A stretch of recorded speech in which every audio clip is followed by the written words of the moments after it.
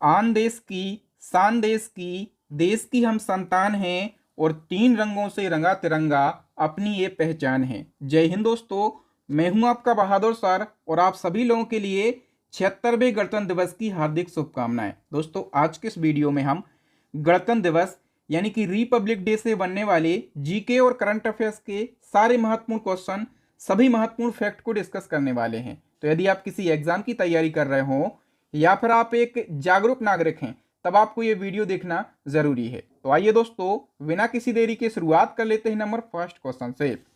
और number first question है, पहली बार भारत ने गणतंत्र दिवस कब मनाया? तो दोस्तों, यदि आपको पहले से किसी क्वेश्चन का आंसर पता है तो वीडियो को पॉज करें और अपना आंसर लगाएं। वीडियो के लास्ट में अपना स्कोर जरूर शेयर करें कि आपने कितने क्वेश्चन के सही आंसर दिए हैं। तो भारत ने पहली बार गणतंत्र दिवस मनाया 26 जनवरी 1950 को। ठीक है, 26 जनवरी 1950 को क्या हुआ था? तो हमारे देश का जो संविधान है ये पूर्ण रूप से लागू हुआ था। ठीक है, इसलिए 26 जनवरी को हम क्या मनाते हैं? गणतंत्र दिवस यानी कि रिपब्लिक डे मनाते हैं।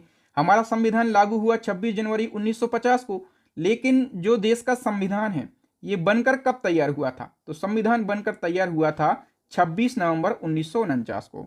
ठीक है, और 15 अगस्त 1947 को क्या हुआ था?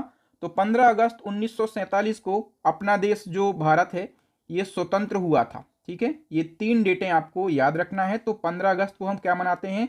स्वतंत्रता दिवस मनाते हैं। ठीक है, नंबर सेकंड क्वेश्चन है, 26 जनवरी 2025 को गणतंत्र दिवस की कौन सी वर्षगांठ मनाई गई? तो देखो क्या हुआ था, 26 जनवरी 1950 को जो हमारे देश का संविधान है ये पूर्ण रूप से लागू हुआ था। तो 26 जनवरी 1950 को हमने पहली वर्षगांठ सेलिब्रेट करी थी। और 2025 की हम बात करें, 2025 में हम 76वीं वर्षगांठ सेलिब्रेट कर रहे हैं। ठीक है, इसी क्रम में नेक्स्ट क्वेश्चन है, गणतंत्र दिवस समारोह 2025 के मुख्य अतिथि कौन है? हर साल गणतंत्र दिवस पर किसी देश के प्रमुख मुख्य अतिथि के तौर पर शामिल होते हैं। इस साल कौन है मुख्य अतिथि? तो ये है प्रबोवो सुबियांतो। और प्रबोवो सुबियांतो कौन है? तो ये इंडोनेशिया के राष्ट्रपति हैं। ठीक है, 2024 में ही ये इंडोनेशिया के राष्ट्रपति चुने गए हैं।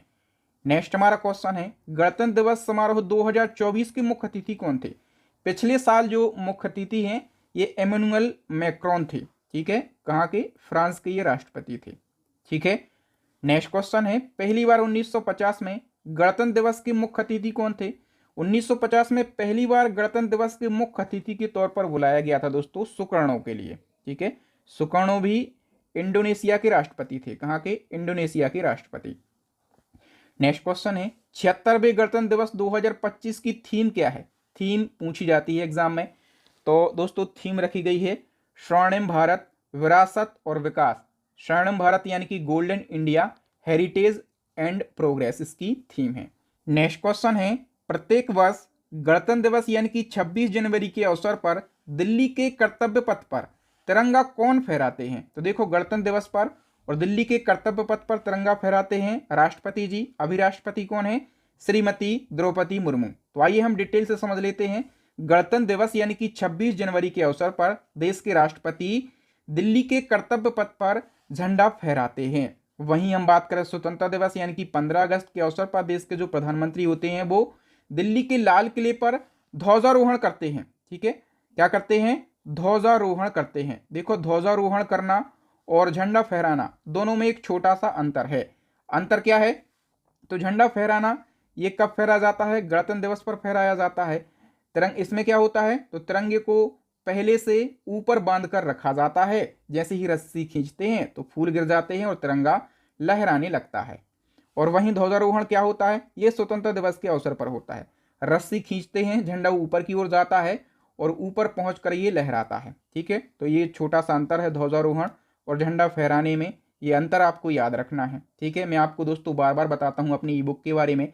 यदि आपको डिटेल में करंट अफेयर्स पढ़ना है, स्टैटिक जीके पढ़ना है या फिर साइंस पढ़ना है तो हमारी 3 ई बुक लॉन्च हो गई हैं। काफ़ी अच्छी क्वालिटी की ई बुक हैं। बेस्ट क्वालिटी का कंटेंट हमने इन ई बुक के अंदर रखा है।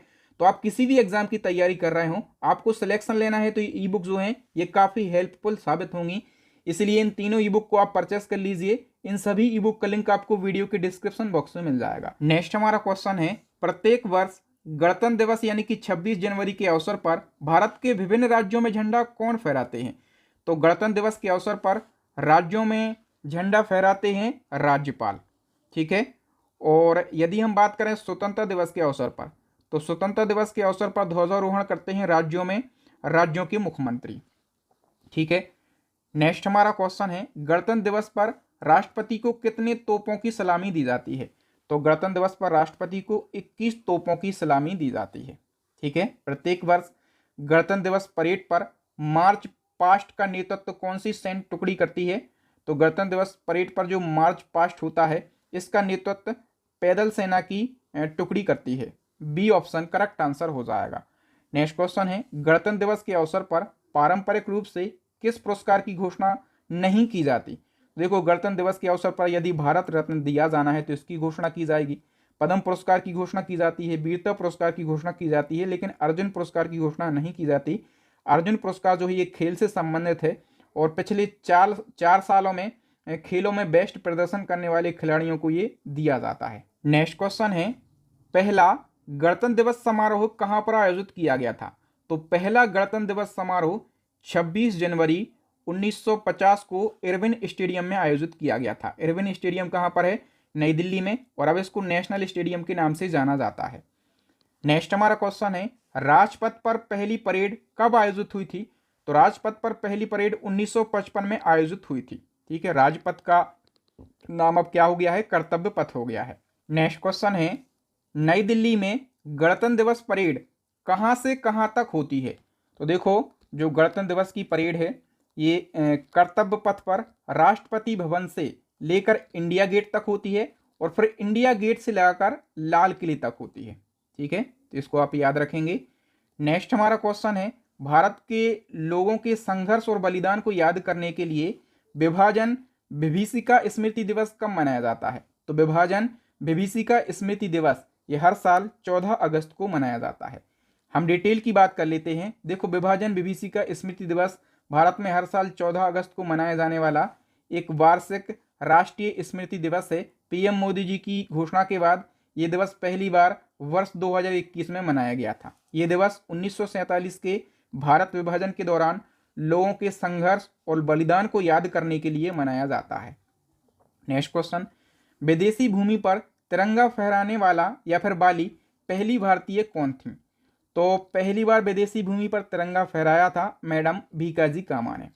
हम थोड़ी सी डिटेल जान लेते हैं। तो मैडम भीकाजी कामा प्रमुख स्वतंत्रता सेनानी थी और इन्होंने 21 अगस्त 1907 को जर्मनी के स्टटगार्ट शहर में एक अंतर्राष्ट्रीय समाजवादी सम्मेलन में भारतीय राष्ट्रध्वज का पहला संस्करण फहराया था।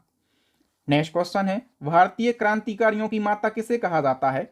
तो जो मैडम भीकाजी कामा हैं इनको भारतीय क्रांतिकारियों की माता कहा जाता है।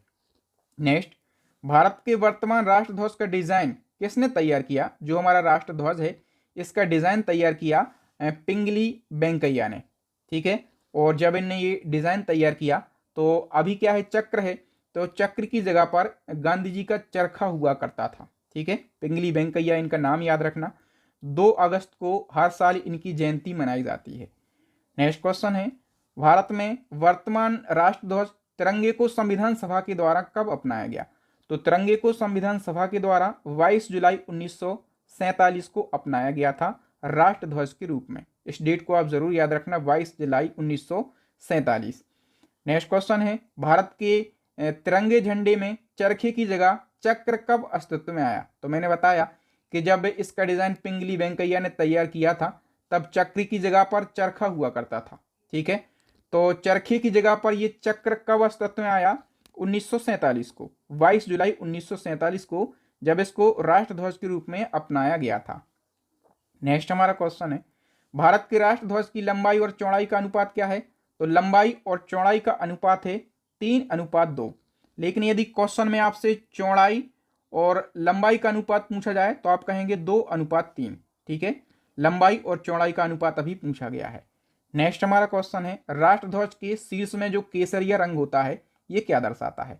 तो दोस्तों, केसरिया रंग दर्शाता है साहस को। याद रखना, राष्ट्रध्वज में 3 पट्टियां होती हैं और जो ऊपर का जो केसरिया रंग होता है ये क्या, देश की ताकत और साहस को दर्शाता है। बीच वाली जो सफ़ेद पट्टी होती है ये शांति और सत्य का प्रतीक है, और जो नीचे वाली हरे रंग की पट्टी होती है, ये विकास और उर्वरता को दर्शाता है।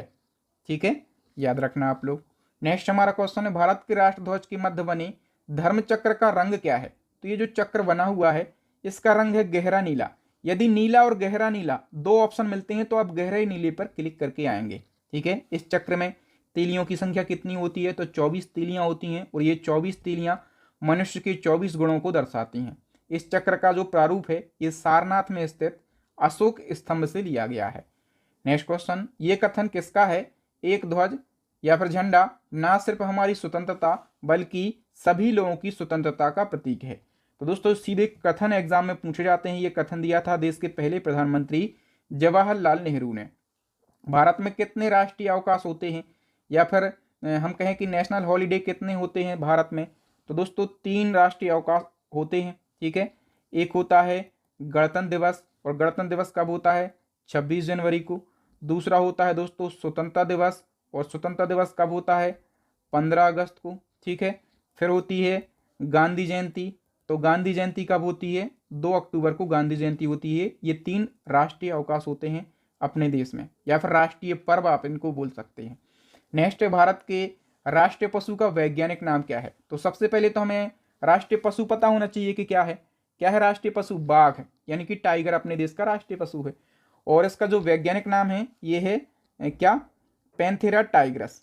ठीक है, याद रखना। और नंबर ए पे लिखा है पाबो क्रस्टेसस। तो जो हमारा पक्षी है राष्ट्रीय पक्षी मोर, मोर का वैज्ञानिक नाम है फेलिस डोमेस्टिका, ये बिल्ली का वैज्ञानिक नाम है। ठीक है, और हमारा राष्ट्रीय जलीय जीव क्या है? डॉल्फिन। ठीक है, तो डॉल्फिन का वैज्ञानिक नाम है प्लाटिनिस्टा गेकेटिका। ये 4 वैज्ञानिक नाम आपको याद रखना है। बाघ के पहले हमारे देश का राष्ट्रीय पशु क्या था? तो दोस्तों 1973 की बात है। 1973 में जो बाघ है दोस्तों इसको राष्ट्रीय पशु घोषित किया गया था। लेकिन 1973 के पहले सिंह यानी कि शेर अपने देश का राष्ट्रीय पशु था। 1973 में ही क्या हुआ था? प्रोजेक्ट टाइगर यानी कि बाघ परियोजना लागू हुई थी। तो बाघ परियोजना से आप याद रख सकते हैं कि बाघ जो है इसको 1973 में राष्ट्रीय पशु का दर्जा मिला था। इससे पहले शेर अपने देश का राष्ट्रीय पशु था। समझ गए?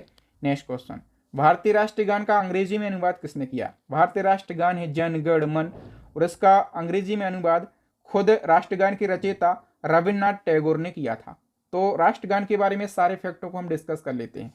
देखो, भारत का राष्ट्रगान है जन गण मन, इसके रचयिता है रविन्द्रनाथ टैगोर, और रविन्द्रनाथ टैगोर ने राष्ट्रगान का अंग्रेजी में अनुवाद किया था खुद। ठीक है, और जब इनने राष्ट्रगान का अंग्रेजी में अनुवाद किया तो इन्हें टाइटल दिया मॉर्निंग सॉन्ग ऑफ इंडिया।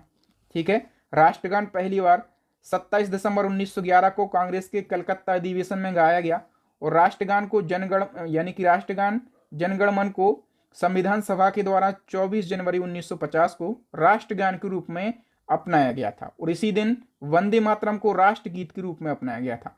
तो 24 जनवरी 1950 की ये डेट काफी महत्वपूर्ण है, याद रखना। जो राष्ट्रगान है जनगण मन इसको संविधान सभा के द्वारा कब अपनाया गया? मैंने अभी आपको डेट बताई है 24 जनवरी 1950। ए ऑप्शन सही हो जाएगा। भारत का झंडा गीत किसने लिखा? तो पहले झंडा गीत के बारे में पता रहना चाहिए। क्या है? विजय विश्व तिरंगा प्यारा, झंडा ऊंचा रहे हमारा। ये गीत किसने लिखा था? श्यामलाल गुप्त पार्षद ने लिखा था। ठीक है, नेक्स्ट क्वेश्चन है, राष्ट्रीय झंडा दिवस कब मनाया जाता है? तो ये 22 जुलाई को मनाया जाता है। अच्छा, ये 22 जुलाई को ही क्यों मनाया जाता है? क्योंकि 22 जुलाई 1947 को जो तिरंगा है इसको राष्ट्रध्वज के रूप में अपनाया था संविधान सभा ने। ठीक है, याद रखना आप लोग। नेक्स्ट क्वेश्चन है, भारतीय ध्वज संहिता यानी कि फ्लैग कोड ऑफ इंडिया 2002 क्या है? तो दोस्तों ये जो है ये कार्यकारी निर्देशों का एक संकलन है। ए ऑप्शन करेक्ट हो जाएगा। इस संकलन में जो हमारा राष्ट्र ध्वज है इसको फहराना या फिर प्रयोग करना, किस प्रकार से फहराएंगे, ठीक है, कहाँ कहाँ फहरा सकते हैं, कब फहरा सकते हैं, सारे रूल इसमें दिए गए हैं। ठीक है, किसमें? फ्लैग कोड ऑफ इंडिया में। फ्लैग कोड ऑफ इंडिया ये 2002 में लागू हुआ था। ठीक है, इसको आप जरूर याद रखेंगे। अच्छा, जो राष्ट्र ध्वज है इसको बनाने के लिए किस सामग्री का प्रयोग किया जाता है? तो देखो, राष्ट्र ध्वज को बनाने में पॉलिस्टर का प्रयोग होता है, कॉटन का प्रयोग होता है, खादी बंटिंग का प्रयोग होता है, इन सभी का प्रयोग होता है। देखो, मैंने आपको बताया था फ्लैग कोड ऑफ इंडिया के बारे में, ठीक है, फ्लैग कोड ऑफ इंडिया 2002। इसमें जो हमारा राष्ट्रध्वज तिरंगा, इसको बनाने के, इसको फहराने के नियम दिए गए हैं। तो इसको बनाने में पहले पॉलिस्टर वगैरह का यूज़ नहीं होता था, लेकिन फ्लैग कोड ऑफ इंडिया जो है, इसमें तिरंगे को फहराने के रूल दिए गए हैं। इसमें एक संशोधन हुआ। कब संशोधन हुआ? दिसंबर 2021 में एक संशोधन हुआ, ठीक है। और इस संशोधन के अनुसार जो पॉलिस्टर या फिर मशीन से बने हुए राष्ट्रध्वज हैं उनको फहराने की अनुमति दी गई। और जो हाथ से बुने हुए होते हैं वो तो फहराए जाते हैं, काटन से भी फहराए जाते हैं, ठीक है। तो इन सभी सामग्री से जो राष्ट्रध्वज बनते हैं इनको फहराया जा सकता है। फ्लैग कोड ऑफ इंडिया 2002 में जो है कब संशोधन हुआ था? दिसंबर 2021 में संशोधन हुआ था। ये आपको ज़रूर याद रखना है। तो यहाँ पर दोस्तों गणतंत्र दिवस यानी कि रिपब्लिक डे से जितने महत्वपूर्ण क्वेश्चन बन सकते थे उन सभी को हमने डिस्कस कर लिया है। यदि आप सच में तैयारी कर रहे हैं और यदि आपको बेस्ट कंटेंट पढ़ना है तो हमारी करंट अफेयर्स की, स्टैटिक जीके की और साइंस की ई बुक लॉन्च हो गई हैं। इन तीनों ई बुक को परचेस करके आप अपनी स्टडी को मजबूत कर सकते हैं, एग्जाम में सिलेक्शन ले सकते हैं। Thank you. अब एक क्वेश्चन है, चैलेंजिंग क्वेश्चन, इसका आंसर आप देके जाइएगा कि पहली बार भारत ने गणतंत्र दिवस कब मनाया था, ठीक है। मुझे उम्मीद है कि आपको वीडियो ज़रूर अच्छा लगा होगा। यदि आपको अच्छा लगा है तो वीडियो को लाइक कीजिए, अपने विचार कमेंट करके लिखिए। कमेंट बॉक्स में एक बार जय हिंद जरूर लिख देना है। ज़्यादा से ज़्यादा इस वीडियो को शेयर करना है। चैनल को सब्सक्राइब कर लेना, साथ में बेल आइकन दबा लेना, ताकि जब भी मैं महत्वपूर्ण वीडियो डालूं तो उसका नोटिफिकेशन आपको सबसे पहले मिल सके। Thank you. जय हिंद। मैं हूं आपका बहादुर।